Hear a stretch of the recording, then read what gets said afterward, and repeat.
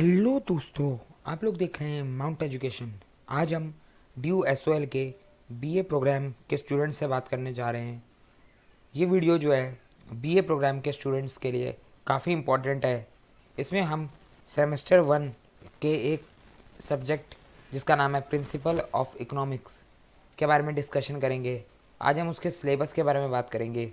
साथ के साथ हम रेफरेंस बुक के बारे में बात करेंगे कि आप कौन सी रेफरेंस बुक लेकर अपनी पढ़ाई को आगे बढ़ा सकते हैं। तो आज हम इस वीडियो के अंदर डिटेल सिलेबस और रेफरेंस बुक दोनों के बारे में बात करेंगे।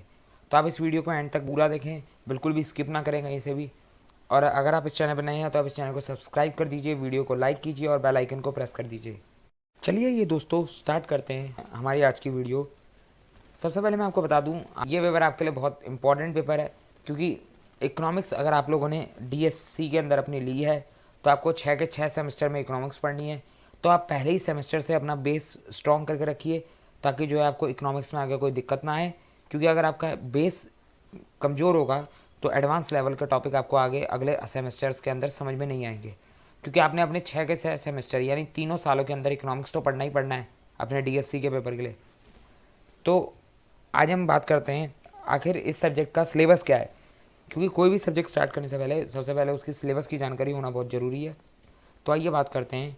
इस सब्जेक्ट के अंदर सिलेबस को 4 यूनिट्स में डिवाइड कर रखा है। तो हम चारों यूनिट के बारे में बात करेंगे। सबसे पहले यूनिट आती है इंट्रोडक्शन।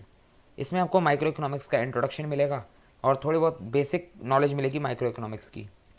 सबसे पहला चैप्टर इसके अंदर आता है, फर्स्ट यूनिट के अंदर का सबसे पहला चैप्टर है हमारा problem of scarcity and choice.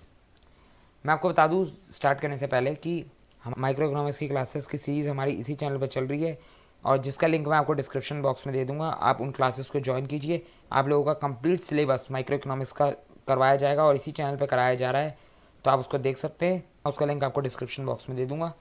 और भी आपका कोई डाउट हो तो आप कमेंट सेक्शन में कमेंट कर सकते हैं। बात करते हैं अपने सिलेबस पे। तो सबसे पहले यूनिट हमारे सामने है इंट्रोडक्शन। इस यूनिट के अंदर आप लोगों को जो है माइक्रो इकोनॉमिक्स की बेसिक अंडरस्टैंडिंग दी जाएगी, ताकि आपको समझ में आ सके कि माइक्रो इकोनॉमिक्स होती क्या है आखिरकार, और हम ये इकोनॉमिक्स सब्जेक्ट क्यों पढ़ रहे हैं। तो उसके अंदर सबसे पहला चैप्टर है आपका problem of scarcity and choice.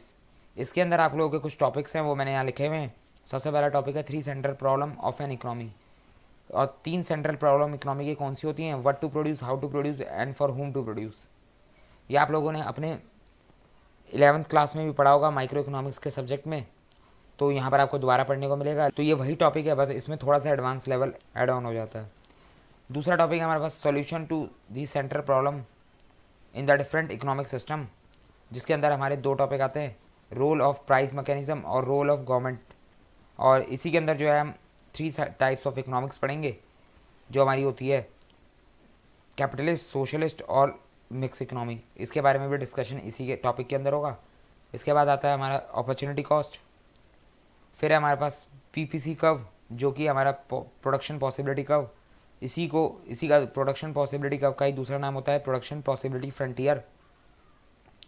उसके बाद आता है understanding economic condition through PPC. तो ये आप लोगों के फर्स्ट चैप्टर के टॉपिक्स हो गए कुछ। उसके बाद हम बात करते हैं सेकंड चैप्टर की। सेकंड चैप्टर आप लोगों का most important chapter demand and supply. इसमें है सबसे पहला topic meaning of demand, determinants of demand, या आप फैक्टर्स ऑफ डिमांड भी कह सकते हैं इसको। अगला है लॉ ऑफ डिमांड। फिर आता है डिमांड शेड्यूल। डिमांड शेड्यूल के अंदर जो है हमें इंडिविजुअल डिमांड शेड्यूल पढ़ना होगा, जिसको हम हाउस होल्ड डिमांड शेड्यूल भी बोलते हैं, और दूसरा है हमारा मार्केट डिमांड शेड्यूल। फिर पढ़ना है हमें डिमांड कर्व, जिसमें हमें इसमें भी हमें इंडिविजुअल डिमांड कर्व भी पढ़ना है और मार्केट डिमांड कर्व भी पढ़ना है। फिर अगला टॉपिक है हमारे पास reason for downward sloping demand curve. फिर आता है exception of law of demand. उसके बाद है expansion and contraction of demand of a commodity. फिर है increase and decrease in a demand of a commodity. फिर ये हमारा डिमांड टॉपिक कंप्लीट हो जाएगा। फिर हम पढ़ेंगे सप्लाई के बारे में, जिसमें है meaning of supply, factors determining the supply, law of supply पढ़ना है हमें, सप्लाई शेड्यूल पढ़ना है। सप्लाई शेड्यूल के अंदर हमें इंडिविजुअल सप्लाई शेड्यूल भी पढ़ना है, मार्केट सप्लाई शेड्यूल भी पढ़ना है।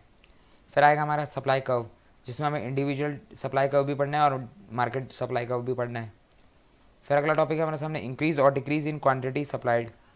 इसके बाद आता है हमारा अगला चैप्टर, जो है हमारा determination of equilibrium price and quantity. इसके अंदर पहला आता है डिटर्मिनेशन ऑफ इक्विलिब्रियम प्राइस। उसके बाद आता है shift of demand curve and equilibrium. फिर आता है shift of supply curve and equilibrium. तो ये हमारे सामने 3 टॉपिक हैं जो हमें पढ़ने हैं इस चैप्टर के अंदर। फोर्थ हमारा चैप्टर आता है application of demand and supply, जिसमें पहला टॉपिक है हमारे सामने प्राइस कंट्रोल एंड राशनिंग, दूसरा है रेंट कंट्रोल, तीसरा है मिनिमम प्राइस लॉज, फोर्थ पढ़ना है हमें कंज्यूमर सरप्लस, अगला है प्रोड्यूसर सरप्लस और फिर है इकोनॉमिक सरप्लस। ये सभी टॉपिक हमें अपने फर्स्ट यूनिट के 4th चैप्टर में पढ़ने हैं। और मैं आपको फिर से याद दिला दूँ, हमारी जो है इकोनॉमिक्स की सीरीज़ अभी चल रही है, उसके अंदर जो है हम कंप्लीट सिलेबस करवाएंगे आप लोगों को इकोनॉमिक्स का। तो आप इकोनॉमिक्स को लेकर बिल्कुल परेशान ना हो, आप उन क्लासेस को ज्वाइन कीजिए और अपनी पढ़ाई स्टार्ट कीजिए। तो अगला चैप्टर हमारे सामने इलास्टिसिटी। इलास्टिसिटी के अंदर हमें जो है पढ़ना है price elasticity of demand, measurement of elasticity of demand, methods of measurement. इसके अंदर आप लोगों के 3 मेथड्स हैं। पहला है टोटल आउटले मेथड, दूसरा है ग्राफिकल मेथड, और जिसको हम ग्राफिकल मेथड को हम पॉइंट इलास्टिसिटी ही बोलते हैं, और तीसरा है आर्क इलास्टिसिटी। 3 टाइप के आपके इलास्टिसिटी मेथड पढ़ने हैं इस चैप्टर के अंदर। फिर आता है methods of measuring point elasticity on a non linear demand curve. तो इसके बारे में हमें जानना है आखिर नॉन लीनियर डिमांड कर्व में methods of measuring point elasticity कितने होते हैं। उसके बाद पढ़ना है हमें determinants of elasticity of demand. फिर है हमारे सामने क्रॉस इलास्टिसिटी और इनकम इलास्टिसिटी। फिर कुछ थ्योरम्स हैं हमारे सामने अबाउट इलास्टिसिटी ऑफ डिमांड। फिर हमें पढ़ना है इलास्टिसिटी ऑफ सप्लाई। तो ये हमारे फर्स्ट यूनिट यहाँ पर ख़त्म होगी। उसके बाद हमारी सेकंड यूनिट स्टार्ट होगी। फर्स्ट यूनिट हमारी बहुत बड़ी थी, ये मुझे पता है, आगे हमारी इतनी बड़ी यूनिट नहीं है। दूसरी यूनिट है हमारी कंज्यूमर थ्योरी। कंज्यूमर थ्योरी के अंदर जो है हमारा फर्स्ट चैप्टर आता है थ्योरी ऑफ कंज्यूमर डिमांड, जिसमें हमें पढ़ना है Marshallian utility analysis, law of diminishing marginal utility. अगला है exceptions to law of diminishing marginal utility. उसके बाद आता है law of demand and law of diminishing marginal utility, derivation of demand curve है डायमंड वाटर पैराडॉक्स। अगला topic आता है law of equi marginal utility and consumer equilibrium. फिर है limitation of law of equi marginal utility. Last topic है हमारे सामने weakness of utilitarian analysis. फिर हमारा अगला चैप्टर है इंडिफरेंस कर्व एनालिसिस। इसके अंदर हमारे सामने टॉपिक है introduction to indifference curve analysis, assumption of indifference curve analysis, indifference curve always slope downward from left to right, indifference curve generally are convex to the point of the origin of the two axes, consumer equilibrium through indifference curve analysis, scale of preference of the consumer or indifference map, budget or price line, consumer equilibrium, condition of consumer equilibrium, effect of the change in income on consumer demand, यानी income effect. तो ये आप लोगों को पढ़ना है। अगला आपका प्राइस इफेक्ट आप लोगों को पढ़ना है, effect of price changes on the consumer demand. उसके बाद इनकम एंड सब्सटीट्यूशन इफेक्ट है, Giffen paradox, derivation of individual demand curve, valuation of indifference curve analysis, property of indifference curve, budget constraint. तो ये आप लोगों की सेकेंड चैप्टर कंप्लीट होता है यूनिट सेकंड का, जो कि कंज्यूमर थ्योरी था। तो 2 चैप्टर हैं इसके अंदर। उसके बाद हमारा थर्ड यूनिट आती है प्रोडक्शन एंड कॉस्ट। सबसे पहले प्रोडक्शन की बात करें, प्रोडक्शन के अंदर आता है concept of production function, distinction between the short run and long run production function, the short run production function, the long run production function, the concept of isoquant, the concept of isocost, elasticity of substitution, return to scale और return to a factor, optimum combination of factor, expansion path, law of variable proportion, choice of technology. तो ये आप लोगों के first chapter production के topics हैं। उसके बाद आता है हमारा कॉस्ट, अगला चैप्टर, जिसके टॉपिक हैं cost introduction, component of total cost, जिसमें हमारा फिक्स और वेरिएबल कॉस्ट आता है।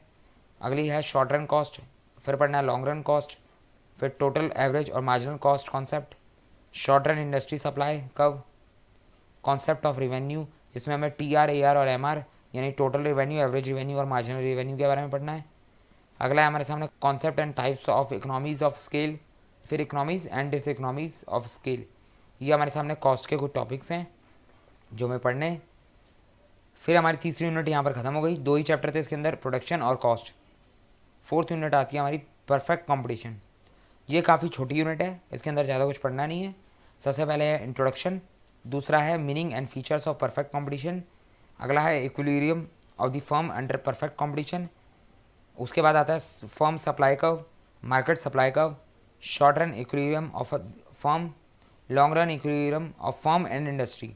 लॉन्ग रन हमें फर्म और इंडस्ट्री दोनों का पढ़ना है, शॉर्ट रन से फर्म का पढ़ना है।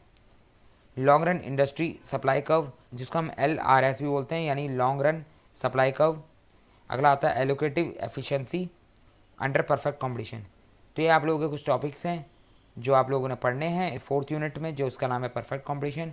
तो टोटल आप लोगों ने अपनी 4 यूनिट्स देख ली, जिसके अंदर हमारा ये सिलेबस था जिसको हमें पढ़ना है। और इकोनॉमिक्स की क्लासेस इस चैनल पर अभी चल रही हैं, माइक्रो इकोनॉमिक्स की, आप लोग ज्वाइन हो सकते हैं उन क्लासेस में, लिंक आपको मिल जाएगा। और अब हम बात करते हैं अपनी रेफरेंस बुक के बारे में। अगर मैं बात करूँ रेफरेंस बुक की, तो 3 रेफरेंस बुक्स यहाँ पर मैंने आपको रिकमेंड कर रखी हैं। आप इनमें से कोई भी एक बुक बाय कर सकते हैं। सबसे पहली बुक है हमारे सामने बी विल्सन की बुक है, जो माइक्रो इकोनॉमिक्स की टाटा McGraw Hill की पब्लिकेशन में आपको मिल जाएगी। दूसरी बुक है कार्ले रे सी फेयर की, ये प्रिंसिपल ऑफ माइक्रो इकोनॉमिक्स की बुक है, ये भी काफ़ी अच्छी बुक है। और तीसरी बुक, अगर किसी को बहुत अच्छे से पढ़ना है और अपने बेसिक्स को काफ़ी स्ट्रॉन्ग करना है, तो उनके लिए जो तीसरे नंबर की बुक है, ये काफ़ी अच्छी बुक है, ये मैं रिकमेंड कर सकता हूँ। इन सब में से बेस्ट बुक यही है जो तीसरी बुक है हमारे सामने, नेल्सन एंड सेंडर की बुक जो है। लेकिन ये बुक जो है थोड़ी सी हैवी बुक है, आप लोगों को पढ़ने में थोड़ी सी दिक्कत हो सकती है, इसमें न्यूमेरिकल्स बहुत ज़्यादा हैं, लेकिन बहुत अच्छी बुक है और बेस्ट बुक है बेसिक्स स्ट्रॉन्ग करने के लिए। बाकी आप तीनों में से कोई भी बुक ले सकते हैं, आपका सिलेबस तीनों बुकों में कवर है, हो रखा है। तो ये हमारी रेफरेंस बुक की बात हो गई। अगर आपको ये वीडियो पसंद आए तो आप वीडियो को लाइक कीजिएगा, चैनल को सब्सक्राइब कीजिएगा और वीडियो को ज़्यादा से ज़्यादा शेयर कीजिएगा। कोई डाउट है तो कमेंट सेक्शन में पूछिए, कोई सजेशन है तो वो भी कमेंट सेक्शन पे दीजिए।